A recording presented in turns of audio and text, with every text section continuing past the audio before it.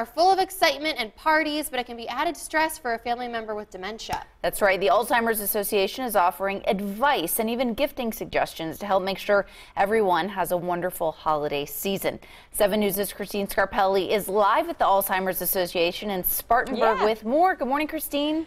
Hey, is this something you guys have ever thought about? I don't know, maybe you've had a family member at that stage in life, or maybe with a disease like that. You think the holidays, well, I'm just going to come and we'll make everything better. We'll have cookies, we'll have the same old traditions. Things won't have to change. It's not all that way. It's not all positive in every aspect of the holidays when you do have someone with dementia or Alzheimer's. Beth, so glad to have you here from the South Carolina chapter of the Alzheimer's Association. You guys have so much knowledge. I walk in just a few minutes ago and you give me like 3 or 4 things that I had never even heard of.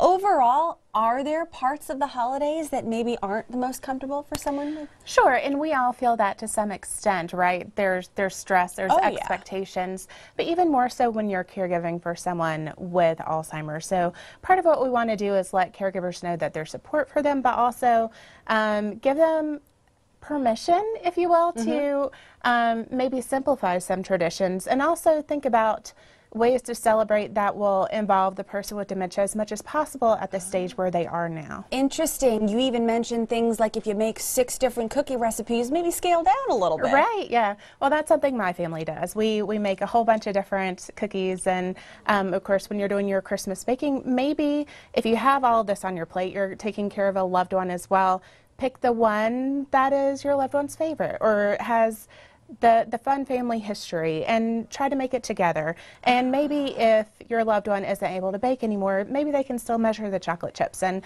participate and tell you about where the recipe came from. Just thinking creatively about ways to get them involved, even if they aren't able to do the same things that they always have done. Doing 1 recipe instead of 6 takes the stress out of everything. It does. Slow down a little bit. Okay, give me, if you don't mind, your website and that helpline. I think with just a little time left, those 2 is going to be really helpful. Sure. We have a lot of holiday tips at alz.org.